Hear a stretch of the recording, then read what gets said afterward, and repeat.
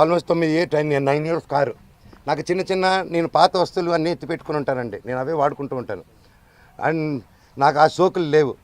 అది తీసుకొచ్చి ఆ కార్ని టో తీసుకొచ్చేసి వెళ్ళిపోయి ఆ రోడ్డు మీద వదిలేరు. మా వైఫ్ కారు మినీ కూపర్, దాన్ని టో తీసుకొచ్చి ఆ గ్రౌండ్లో వదిలేరు. ఆ గ్రౌండ్లో వదిలి అక్కడ కర్చీఫ్లు కట్టుకొని రౌడీ షీటర్లు అందరు దిగి దగ్గరుండి దాన్ని టో చేసుకొని మళ్ళీ తీసుకెళ్ళి అక్కడ వదిలేరు. ఇవన్నీ గురువారెడ్డి గారికి అవునా ఇంత గలీజ్గా ఎందుకు చేస్తున్నారు, ఇది బాగాలేదు మనోజ్ గారు అని చెప్పి సీఏ గారు చాలా ఫీల్ అవుతున్నారు, కానీ యాక్షన్ తీసుకోలేదు. నేను వెళ్ళండి సార్ మా వాళ్ళు అన్నారంటే ఇంటికి వెళ్ళారు. ఇంటికి వెళ్ళి మా సెక్యూరిటీ ఎక్కడని చూశారు.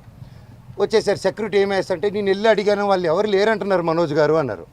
సార్ నా ఇంట్లో అంతమంది దూరిపోయి అంత 5 ఎకరాలు అక్కడ ఉండే 3 acres ఇంట్లో మీరు అక్కడ లేదు అంటే ఎలా సార్, మీరు వెతికారంటే నాకు చేశారా సార్ అంటే అది లేదన్నారు.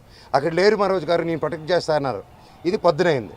సాయంత్రం 3 గంటలకి ఇదే మనుషుల సెక్యూరిటీ గార్డుని కారులో వేసుకొని వాళ్ళతో బెదిరించి వాక్కుమూలన తీసుకొని సిఐ గారికి వచ్చి పోలీస్ స్టేషన్లో అప్పచెప్పారు. ఇప్పుడు పొద్దున అదే సిఐ గారు ఎవరు లేరన్నారు. ఇప్పుడు తిరిగి అప్పచెప్పారు. సార్ మీకే ఇది చేశారు కదా, మీరే నాకు అఫీషియల్గా చెప్పినారు, కేసు కట్టండి సార్ అంటే కట్టట్లేదు. పోనీ వాళ్ళిద్దరు సెక్యూరిటీలు సార్ మమ్మల్ని కొట్టారని కేసు పెడుతుంటే వాళ్ళు కేసు తీసుకోవట్లేదు. ఆ నోట్ చేసుకొని ఎఫ్ఐఆర్ చేయాలంటే ఇదంతా నేను పై వాళ్ళతో మాట్లాడాలి, నేను నాకు రైట్ లేదు అంటున్నాడు. పోనీ నేను జైపూర్ నుంచి ఒక పక్క పాప బర్త్డే సెలబ్రేట్ చేసుకుంటూ జైపూర్ నుంచి మెయిల్ పెట్టాను, సార్ ఇలా జరుగుతుంది, గివ్ ప్రొటెక్షన్, కనీసం నా పెట్స్కి ఏం చేయకుండా చూడండి అనేసి యాజ్ సింపుల్గా నేను పెట్టాను. దానికి కలెక్టరేట్కి పెట్టాను, అందరికీ పెడితే దానికి నేను డిజిటల్ సిగ్నేచర్ చేసి పంపించాను, నో రిప్లై. ఇవంతా చెల్లవు అని చెప్పి సీఏ గారు చెప్పారు. పోనీ కంప్లైంట్ వచ్చింది కదా సార్, యాక్షన్ తీసుకుంటే లేదు.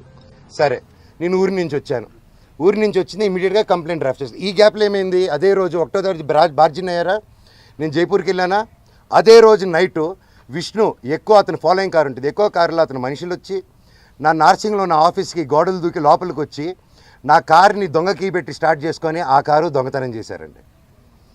అంటే ఎందుకు ఇంత దరిద్రానికి దిగజారుతున్నాడో నాకు అర్థం కావట్లేదు. ఎందుకింత నేను కేవలం నా కన్నప్ప మీదకి నా బైరం వదులుతాను, ఇది కాదు మనం పోట్లాడాలంటే ఎండి ధరల మీద పోరాడదాం, పని మీద పోరాడదాం, హెల్తీగా పోరాడదామని నా బైరం వదులుదాం అనుకున్నాం సినిమా. ఇంకంతే బైరం వదులుతున్నా అనేసరికి టెన్షన్ అయిపోయి కన్నప్ప పోస్ట్పోన్ చేసుకున్నాడు. ఆ కోపం ఎలా చేసుకోవాలో తెలియక నా మీద ఇదంతా రుద్దుతున్నారు. ఇమీడియట్గా డైవర్షన్. ఇప్పుడు మా అమ్మగారికి మా నాన్నగారికి వాళ్ళకి అవసరం అండి ఈ వయసులో. విష్ణు నాకంటే 4 సంవత్సరాలు పెద్దవాడు, అతనికి 4 పిల్లలు ఉన్నారు, వచ్చి మాట్లాడడం తెలియదా, కూర్చొని మాట్లాడమని అడుగుతున్నాను నేను. పెద్దోళ్ళని కూర్చొని పెట్టి మాట్లాడుతున్నా, మాట్లాడలేరా? ఇవన్నీ కాకుండా ఇలా పోలీస్ ఆఫీసర్తో హైకోర్టు నుంచి నాకు ఆర్డర్ వచ్చిందండి. ఇది బాగా వినండి సార్. హైకోర్టు నుంచి క్లియర్ ఆర్డరు, నేను కానీ ఇక్కడ కానీ డిస్ప్యూట్ జరిగేంత వరకు మేము ఇక్కడ ఉండొచ్చు, ఇద్దరు నేను ఎవరు ఉండకూడదని చెప్పాల. కలెక్టరేట్ దగ్గరికి వెళ్ళారు, నేను వచ్చి ఉండొచ్చు, నేను ఏం చేయట్లేదు, ఇదిగోండి అనేసి నా ఫైలు అప్పచెప్పాను నేను వాళ్ళకి. నేను వీళ్ళకి సినిమాలు పనిచేసినప్పుడు, నేను క్యాంపస్కి పనిచేసినప్పుడు ₹1 ట్రాన్సాక్షన్ వాళ్ళ దగ్గర నాకు వచ్చిందని చెప్పానండి. ఈ రోజు వరకు ఈ మనోజు ₹1 తీసుకోలేదు నా కుటుంబం నుంచి, ₹1 తీసుకోలేదు ఏ సినిమాకి.